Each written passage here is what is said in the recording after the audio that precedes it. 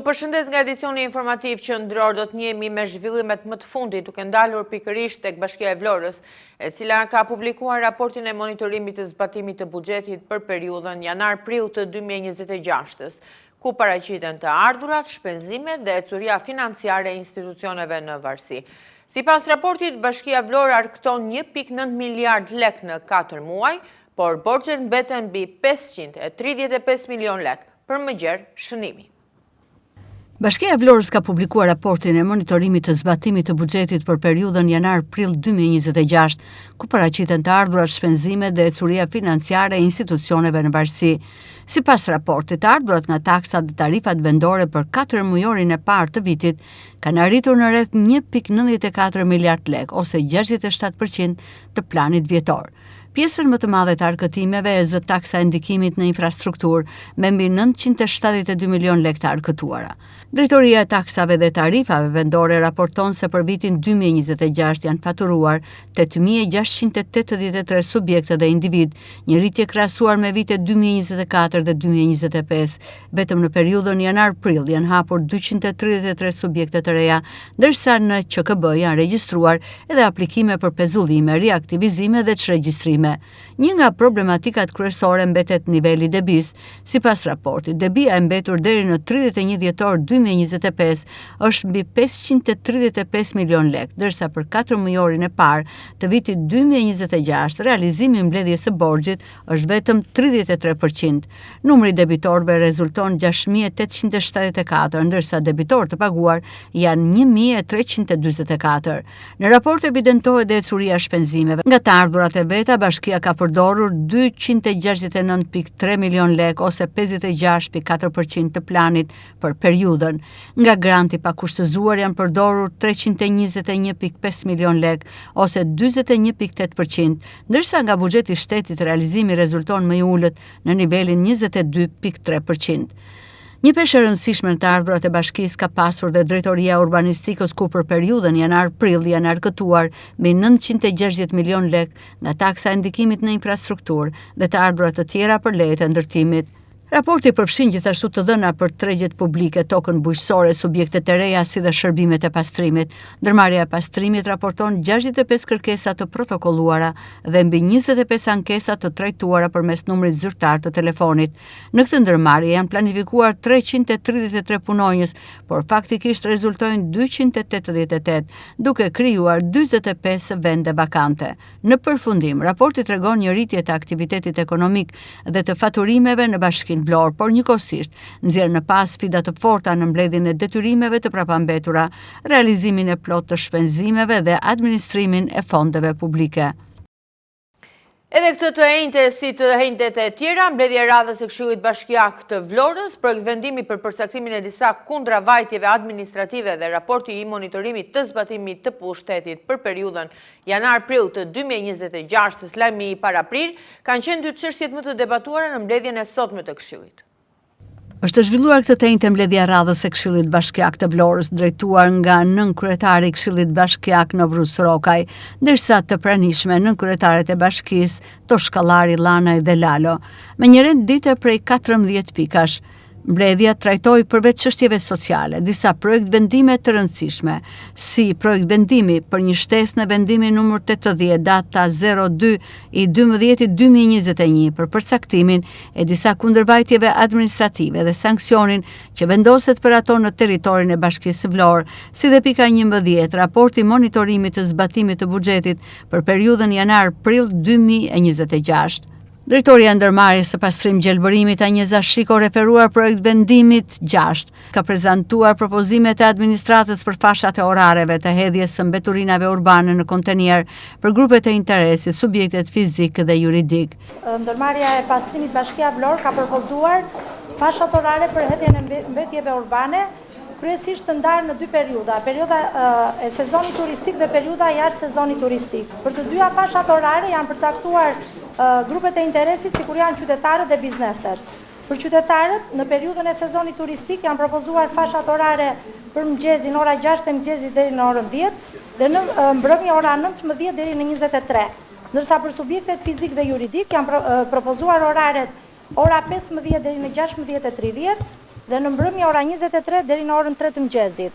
Ndërsa fasha orare për hedhjen e mbetjeve urbane jashtë sezonit turistik vijon me të njëjtën fokus si oraret e sezonit për dy grupet e interesit, familjet edhe subjektet, ku për familjet është propozuar oraret me dy fasha mëngjes dhe mbrëmje, 6 me orën 10 të mëngjesit dhe 19 me 22 të mbrëmjes. Ndërsa për subjektet fizik dhe juridik, propozohet orari 6 me 9 të mëngjesit dhe në mbrëmje ora 9 me 23. Më pas këshilltar të opozitës, por dhe këshilltar të mazhorancës, kanë kërkuar nga Drejtoria e Pastrim Gjelbërimit detaje më shumë për projekt vendimin. Pyetja e parë që kam unë për drejtorim për kace është ky ndryshim që kërkojnë këta zotrinj në krahasim me projekt vendimin i cili ka qenë i miratuar. Çfarë pretendojnë këta që të sjellin më shumë për qytetin, për pastërtinë e qytetit me këto fasha orare? E dyta, në konsultimin publik që unë kam parë zhvilluar pikërisht në këtë sallë me prezencën e jo më shumë se sa 50-60 personave nga cilët administrat, pjesë ndërmarrjes, disa qytetar, po ndofta edhe ndonjë biznes. E din këta zotrin çfarë do me thënë konsultim publik dhe e din kush është territori të cilin këta mbulojnë në territor gjeografik nga Gryderdhja e Vjosës deri në majën e Llogorajt, përjashtuar atë prokurimin që ndodh gjithmonë nëpërmjet ministrisë që ka të bëjë me vijën bregdetare, se jam i sigurt që dënai përmendi Drejtoria për kace.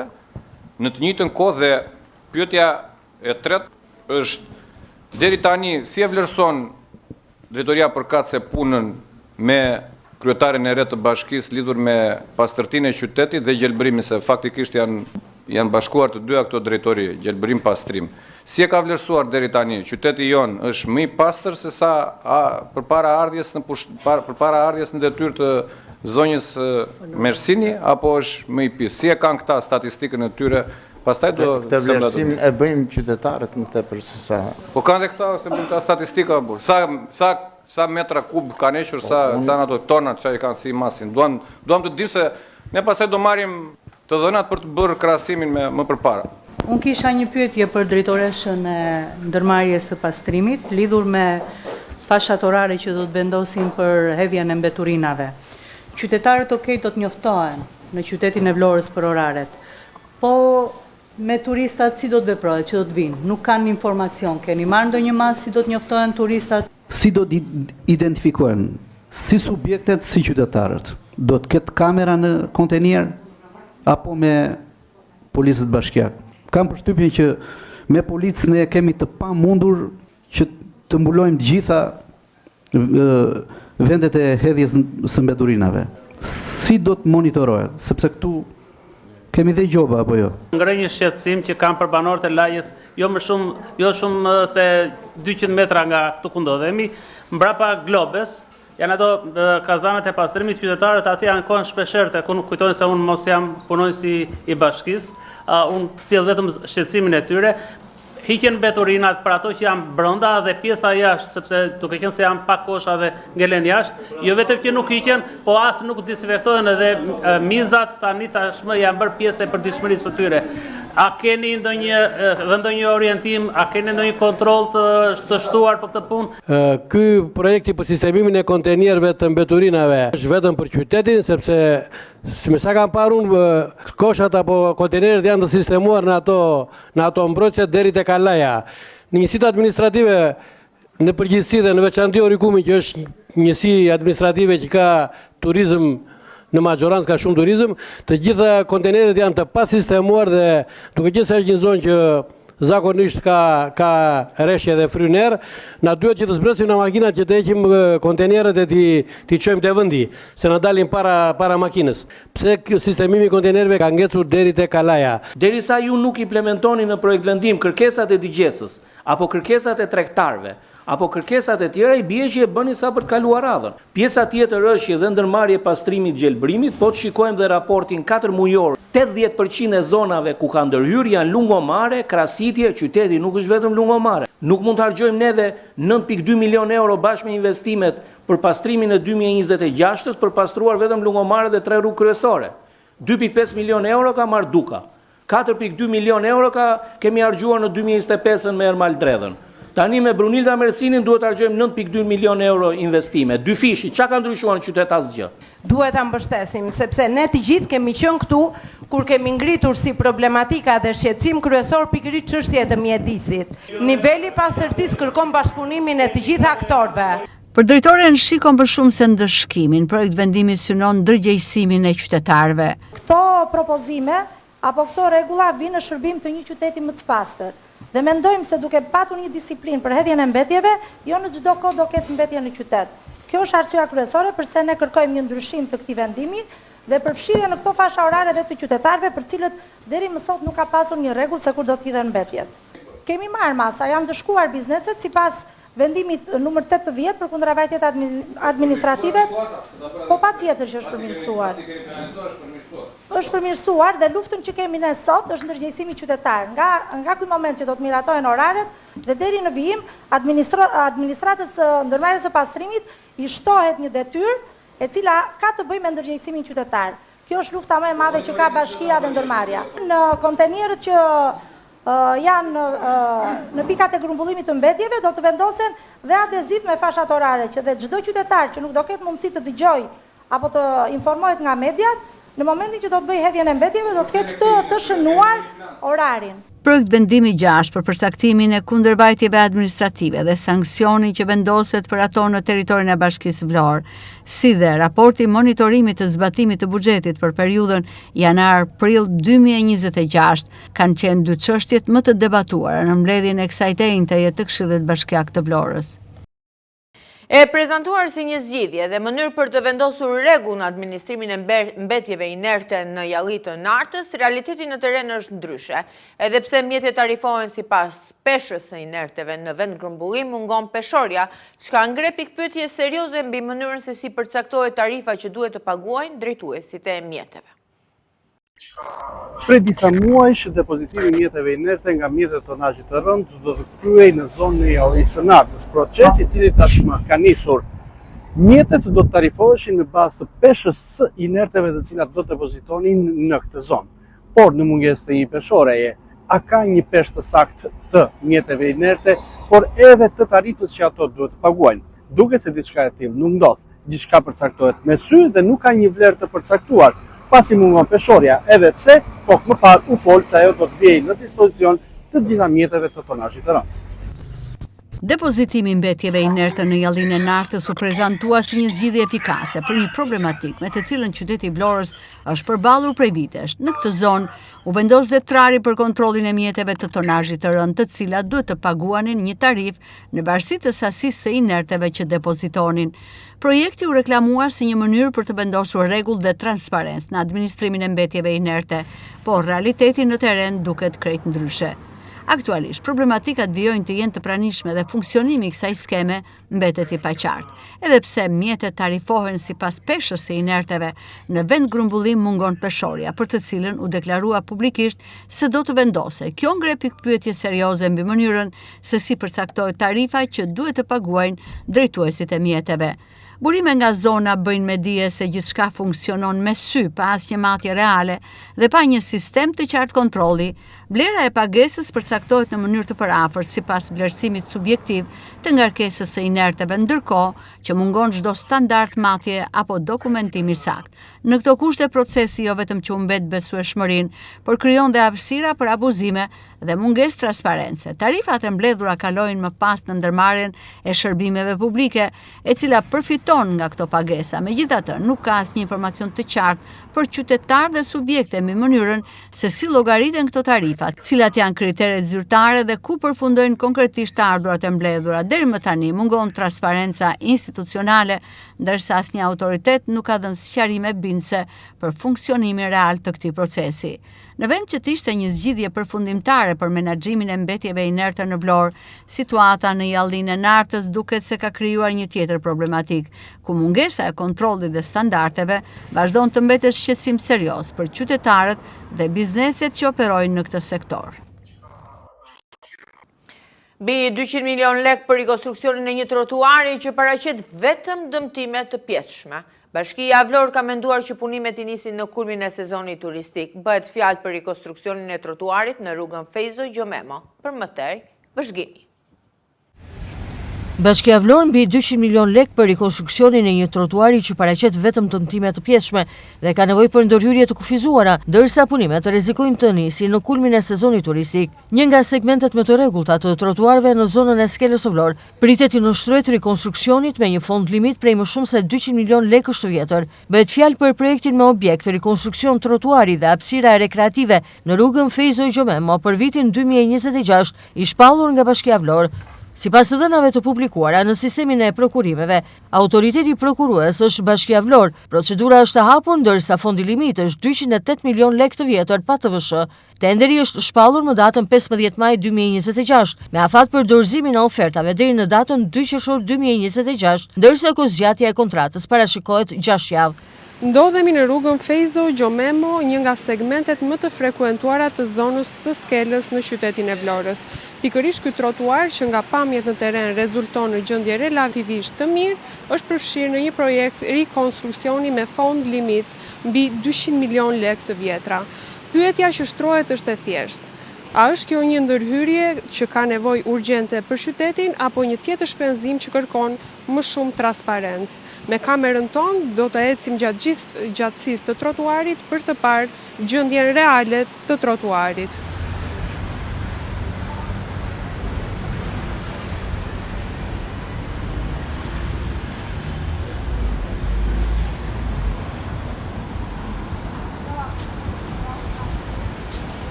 Ndodhemi në fund të trotuarit të rrugës Fejzo Gjomemo, siç u pa edhe nga pamjet e filmuara për gjatë gjithë segmentit, përveç se disa dëmtimeve të vogla, të cilat mund të riparohen thjeshtësisht dhe disa zonave ku pllakat janë dëmtuar nga rrënjët e pemëve, pjesa tjetër e trotuarit rezulton funksionale.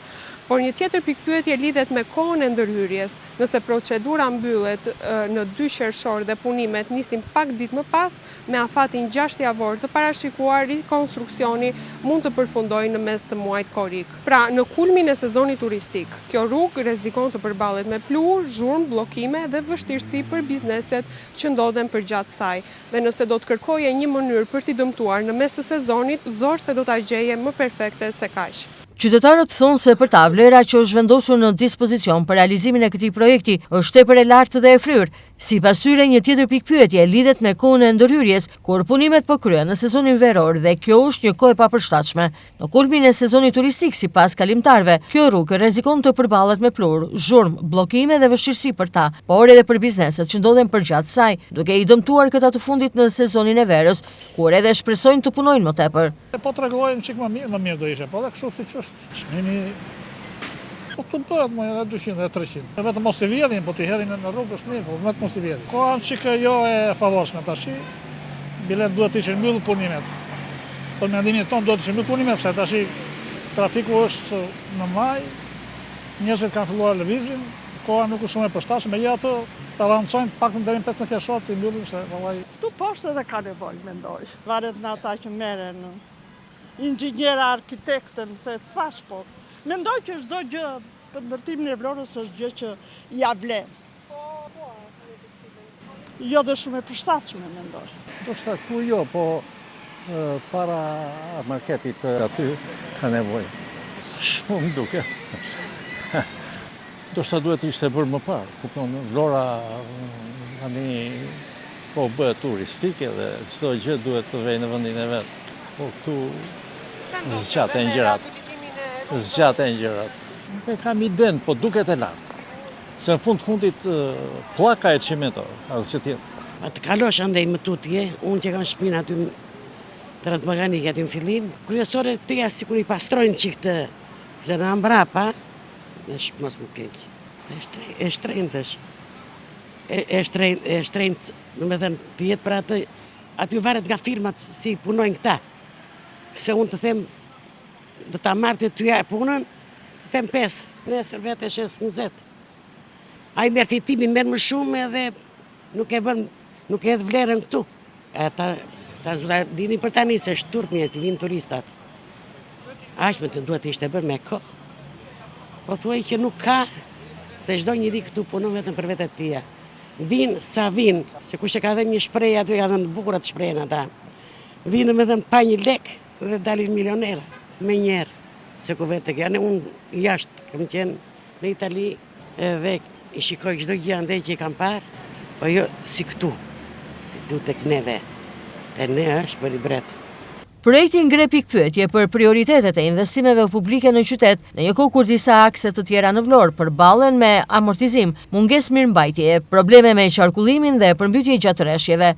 Për këtë arsye, shpenzimi një fondi të tillë për një segment relativisht të shkurtër trotuari ka hapur debat mbi nevojën reale të ndërhyrjes dhe raportin mes kostos dhe përfitimit publik. Nga ana tjetër, çdo investim në hapësirat urbane është i mirëpritur, kur sjell përmirësim konkret për qytetarët, por pyetja që mbetet është nëse ky projekt përfaqëson një nevojë urgjente për qytetin apo një ndërhyrje që mund të kishte pritur në krahasim me problematika të tjera më të dukshme në infrastrukturën e Vlorës. Blu Televizion do të ndjekë në vijim ecurinë e kësaj procedure, ofertuesit pjesëmarrës, shpalljen e fituesit, si dhe zbatimin konkret të punimeve në terren. Disa prej plazheve publike të qytetit janë pranë kanaleve të ujrave të ndotura. Sipas pushuesve, ky fakt sjell rrezik të shtuar për shëndetin e tyre, ndaj apelojnë marrjen e masave dhe kërkojnë që ujrat e ndotura të mos derdhen më në det. Cilësia e plazheve publike të qytetit të Vlorës është një problem edhe për pushuesit. Faktori kryesor që i ndot më tepër plazhet sipas tyre janë disa kanale të ujrave të ndotur, të cilët derdhen në det. Sipas pushuesve, kjo është situatë problematike ndër vite, që deri më tani nuk është zgjidhur. Qytetarët thonë se problemi më i madh është ndotja, por gjithashtu sipas tyre, në ajër ndihen edhe erërat e pakëndshme. Kjo gjë sipas pushuesve sjell rrezik të shtuar për shëndetin e tyre, ndaj duhen marrë masa sa më parë që ujrat e ndotur të mos derdhen në det. Deri tash qetësi. Cilësia e ujit, si ju duket? Duhet rehabilituar këto kanalet që ndodhen këtu? Po me sa shikoj unë, po, vazhdojnë. Këto kanë qenë gjithkohë, ose mos është, po, këto kanë dhe ujra kështu, ujra si përfaqësore të ndotura te kale. Po sjellin aromë të keqe.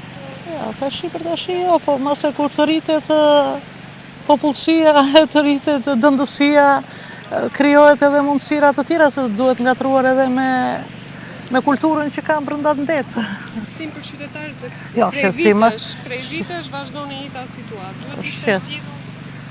Po, duhet të ishte zgjidhur se tashi kanalet e ujrave zgjidhës janë asnjëherë të mira në asnjë vend, domethënë jo në vende kaq publike dhe kaq të frekuentore. Po, normalisht çdo kanal fekale burimi infeksioni është, po zakonisht gushti e këto janë një çik problematike se rritet fluksi njerëzve, kultura, domethënë jo e të gjithëve është, s'është për ta thënë, po s'është në maksimumin e duhur.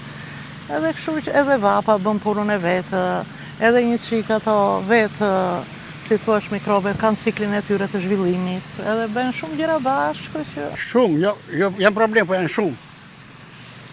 Shiko ka një gjë, ka një 2 vjet, është një 2 gra që vinë, nuk e di nga Tirana, më duke se vinë ato. Vjetë më pyetëm për ato aty, më thash që nuk kanë gjë, nuk kanë as gjë, po janë këto tjera dhe kë. Është kushdo që vjen, vetëm për ato pyet. Se do më thënë, kanë edhe frikë njerëzit të rinë këtu, sepse kanali këtu, kanali përveç atyre kanaleve nuk diskutohet atje tek tek kaldrëmi, tek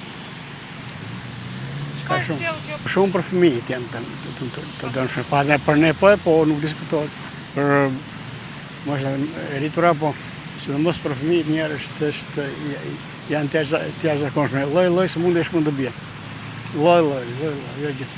Prej vitesh vazhdon që këto kanale mos të rehabilitohen. Është habitshme një gjë. Mirë, dakor, se ka shumë gjëra ata të punojnë aty për shembull dhe nxjerrin dhe ujrat këtu, ujrat e bardha aty, domethënë ujrat e atyre kaklavanit që hapin e çarrin. Po problemi është se këto tubot këtu kanë qenë që pa filluar plazhi. Kanë qenë që kur derdheshin ujrat e zeza njëherë në kohë ku pa u bërë ky plazh i ri. Tash efektikisht akoma këto tubo janë këtu dhe kanë zënë myshke, ndryshke, lloj pislloqesh mblidhen aty. Si ka mundësi të mos i heqin njerëz, këto prishin syrin e gjithë plazhin, prishin gjithë plazhin. Arëm pjesë ka ku hapen ato atje tek ato kanalet dhe kanali që ka qenë atje poshtë, që është atje poshtë. Ai ka pas arën keqë, po s'ndihet njëri këtu. Kush u bë merak për në motraninë? Kush për merak për popullin? Ai shikon mos barë në një lek, që jap në një vend të saktë atyre privatëve me qëllim që të mbledh në një lek për që të marrin dhe për vetët, ndoshta ngelet në një për shtetin. Problemi është se vinë era qamet dhe i kanali aty. Nuk ka filtrim të pastër. Edhe ajo që e bën atë rregulluar, jo sikur e bën me mur mirë, po jo, s'është ashtu si duhet. Për është durimi i friksioni, patjetër. Po ajo na shqetëson ata varkat që rinë atje, nuk del dot mazit e vjen era benzin. Në byti aty të qis. Ne kemi afër ndje më shumë. Kjo situatë ka vite dhe të gjëmë? Po se në kohën e sezonit. Kjo është kryesore, po e sezon. Pa tjetër që duhet përmirësuar.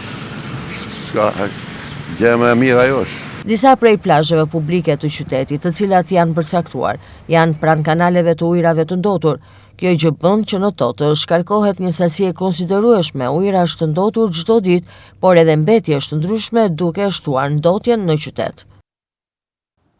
Ndërkohë që punimet për restaurimin dhe rikonstruksionin e zyrave të ndërmarrjes së shërbimeve publike të Vlorës rezultojnë ende në fazat fillestare, ndërkohë që sipas afateve të procedurës, projekti duhet të ishte tashmë drejt përfundimit.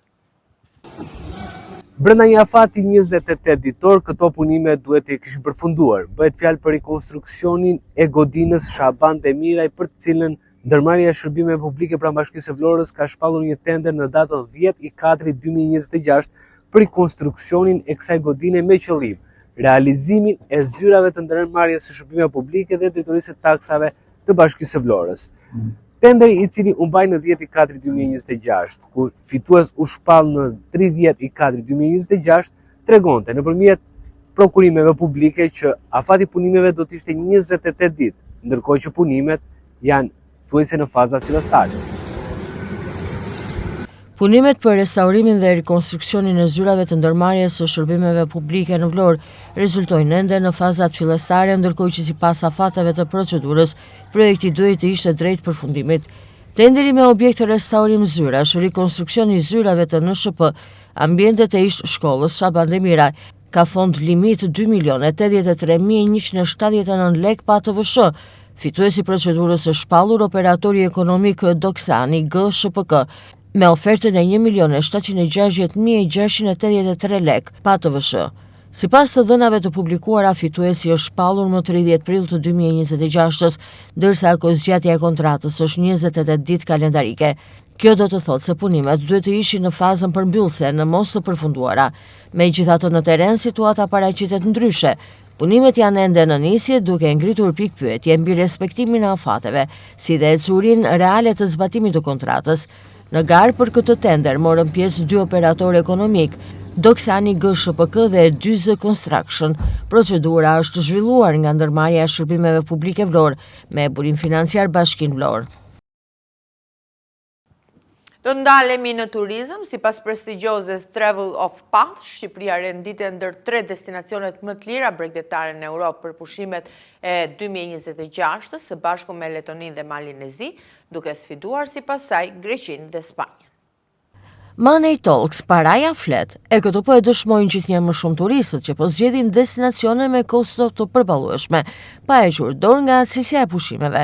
Shkruan Sam Sayers në një artikull të botuar në Travel of Path. Për vite me radhë, shumë turistë kanë ndjekur të njëjtat destinacione klasike verore, si ishujt grek, rivierën franceze apo brigjet e njohura të Spanjës.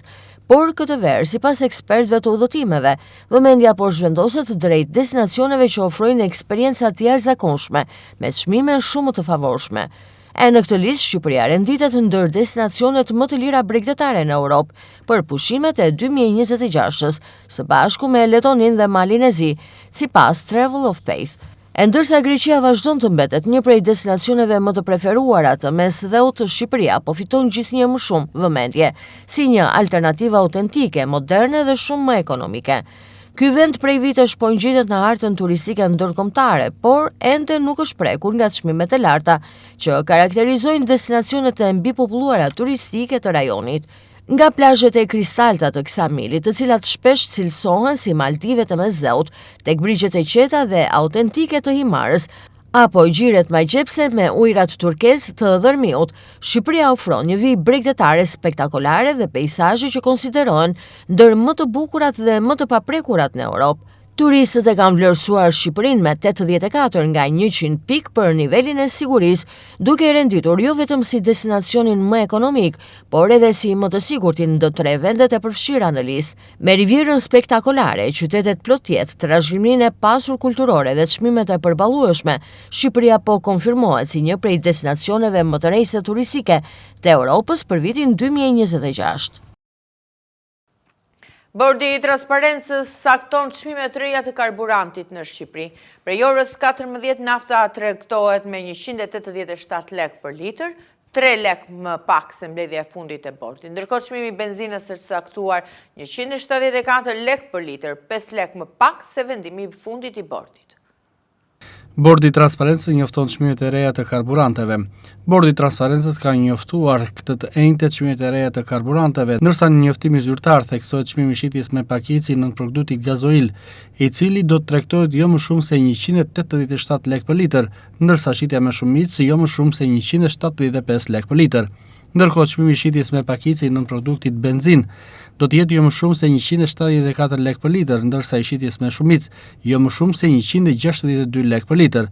Sqarohet se çmimet e caktuara nga Bordi i Transparencës do të hyjnë në fuqi duke nisur nga kjo e njëjtë datë 28 maj, prej orës 14 do të jenë të vlefshme deri në mbledhjen e ardhshme të Bordit të Transparencës, ku do të pasqyrohen sërish ndryshimet e çmimeve të shitjes së karburanteve, naftës dhe benzinës. Bordi i Transparencës tërheq vëmendjen e çdo operatori të shitjes me shumicë dhe pakicë nën produkteve të naftës mbi detyrimin e zbatimit të këtij vendimi. Në rast të shkeljeve, sipas Bordit të Transparencës, për operator të ndryshëm do të vendoset pezullimi i aktivitetit. Ndërkohë Ministria e Ekonomisë dhe Inovacionit së bashku me Ministrinë e Financave dhe Ministrinë e Infrastrukturës dhe Energjisë theksoi se janë të angazhuar të mbrojnë interesat e konsumatorëve shqiptar dhe ruajtjes së parimeve të konkurrencës së ndershme në treg. Policia rrugore e Vlorës ka nisur monitorimin me dron të respektimit të semaforëve të rinj në qytet. Gjatë ditës së sot me droni është ngritur mbi rrugën transballkanike dhe sipas policisë janë konstatuar 10 drejtues mjetesh që nuk kanë respektuar semaforin dhe janë futur me dritë kuqe, duke rrezikuar jo vetëm këmbësorët, por dhe përdoruesit e tjerë të rrugës. Zonja, arsye ndalimit është keni vazhduar qarkullimin e mjetit kur semafori ishte në dritë kuqe. Nuk duhet të vazhdojë. Policia rrugore e Vlorës ka nisur monitorimin me dron të respektimit të semaforëve të rinj në qytet, si pjesë e masave për rritjen e sigurisë rrugore dhe disiplinimin e qarkullimit. Gjatë ditës së sotme, droni është ngritur mbi rrugën transballkanike, një nga akset më të ngarkuara të qytetit, ku është vëzhguar nga ajri lëvizja automjeteve dhe respektimi sinjalistikës rrugore. Sipas policisë, nga monitorimi janë konstatuar 10 drejtues mjetesh që nuk e kanë respektuar semaforin dhe janë futur me dritë kuqe, duke rrezikuar seriozisht këmbësorët, drejtuesit e tjerë të mjeteve dhe përdoruesit e rrugës. Për shkelësit janë vendosur 10 masa administrative deri në këto momente, ndërsa kontrollet pritet të vijojnë edhe në akset të tjera problematike të qytetit. Policia rrugore bën apel për më shumë kujdes, respektim të semaforëve dhe sinjalistikës rrugore, duke theksuar se mos respektimi i rregullave të qarkullimit mbetet një nga shkaqet kryesore të aksidenteve. Aksioni për monitorimin e trafikut dhe ndëshkimin e shkelësve do të vijojë edhe në ditën e vijim, me qëllim parandalimin e aksidenteve dhe garantimin e sigurisë për qytetarët. Partitë politike në Kosovë nga sot e deri në mëngjesin e 7 qershorit janë në fushatë zgjedhore për zgjedhjet e jashtëzakonshme parlamentare. Edhe pse subjektet politike ditë më parë kanë nisur tubimet elektorale brenda dhe jashtë Kosovës, KQZ-ja ka vendosur që sot të jetë dita kur nis zyrtarisht fushata. Zgjedhjet e parakohshme parlamentare në Kosovë sot nisë zyrtarisht fushata. Subjektet kryesore politike kanë paralajmëruar nisjen e aktiviteteve hapse të fushatës në qytete të ndryshme të Kosovës, ndërsa gara pritet të jetë fokusuar tek përplasja mes partive kryesore dhe kandidatëve për drejtimin e qeverisë. Partitë politike në Kosovë nga sot dhe deri në mëngjesin e 7 qershorit janë në fushatë zgjedhore për zgjedhjet e jashtëzakonshme parlamentare.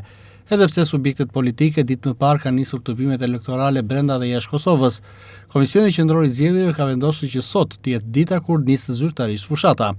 Fushata do të jetë 10 ditë shtator, konkretisht deri me 7 qershor në orën 06:59 minuta, ndërsa buxheti i planifikuar dhe miratuar për organizimin e këtyre zgjedhjeve është më shumë se 10 milion euro.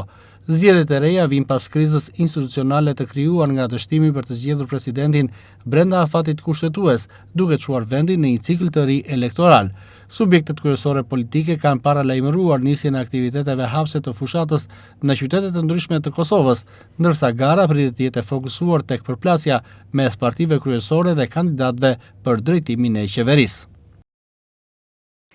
Pas valës ekstreme të nxehtit që ka përfshirë Europën perëndimore, duke thyer rekorde temperaturash në Francë dhe Britaninë e Madhe, shefi i klimës i OKB-s, Simon Stiell, e cilësoi situatën si një kujtesë brutale të ndikimeve të ndryshimeve klimatike, duke fajsuar djegjen e qymyrit, naftës dhe gazit si shkakun kryesor të fenomenit. Temperatura rekord në Francë dhe Britaninë e Madhe. Shefi i klimës në Organizatën e Kombeve të Bashkuara kujton për një kujtesë brutale të krizës klimatike. Një valë ekstreme të nxehtit ka përfshirë Europën perëndimore duke thyer rekorde temperaturash në Francë dhe Britaninë e Madhe dhe duke ngritur alarmin për pasojat e krizës klimatike. Shefi i klimës i OKB-s Simon Stiell e cilëson situatën si një kujtesë brutale të ndikimeve të ndryshme klimatike, duke fajsuar djegjen e qymyrit, naftës dhe gazit si shkakun kryesor të fenomenit. Sipas tij, shkenca është e qartë se ndryshimet klimatike të shkaktuara nga aktiviteti njerëzor, po i bëjnë valë të nxehtit gjithmonë edhe më të shpeshta dhe më intensive.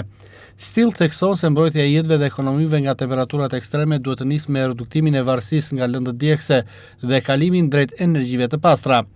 Në Britaninë e Madhe, zyra meteorologjike regjistroi temperaturën 35.1 gradë Celsius, duke thyer për të dytën ditë radhazi rekordin kombëtar për muajin maj. Temperatura tejkaloi rekordin historik prej 32.8 gradësh të vendosur në vitin 1942 dhe të barazuar në vitin 1944. Nxehtësia e fortë krijoi kushte të vështira edhe në metronë e Londrës, ku shumë qytetarë u përballen me temperatura mbytëse. Edhe Franca po përjeton temperatura të pazakonta për këtë periudhë të vitit. Shërbimi meteorologjik francez raportoi se një kupol nxehtësie ka bllokuar ajrin e nxehtë mbi vend, duke sjellë temperatura deri në 13 gradë më të lartë se normalja sezonale. Autoritetet vendosën alarmin portokalli për temperatura të larta në 17 departamente, përfshirë dhe Parisin, ndërsa 10 zona të tjera janë në paralajmërim të verdh. Ndërkohë në Spanjë, temperaturat pritet të arrijnë deri në 40 gradë Celsius gjatë javës.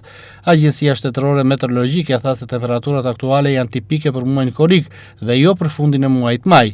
Alarm portokalli është lëshuar edhe për rajonin e vendit të Bask, ndërsa disa qytete jugore pritet të regjistrojnë temperatura mbi 38 gradë Celsius. Temperaturat e larta kanë shkaktuar deri dhe viktima. Autoritetet franceze raportuan të paktën 7 vdekje të lidhura drejt për së drejti ose tërthorazi me vapën ekstreme, ndërsa në Angli 4 adoleshentë kanë humbur jetën nga mbytyja që prej fundjavës, teksa shumë qytetarë kërkojnë freskim në zonat ujore. Ndërkohë paralajmërimet meteorologjike vijnë në disa vende të Europës, ndërsa shkencëtarët theksojnë se valë të tilla të nxehti që dikur ndodhin vetëm në kulmin e verës, po shfaqen gjithmonë edhe më herët dhe po bëhen më të rrezikshme për popullsinë. Ju falenderojmë për vëmendjen, ju përshëndesim. Mirupafshim.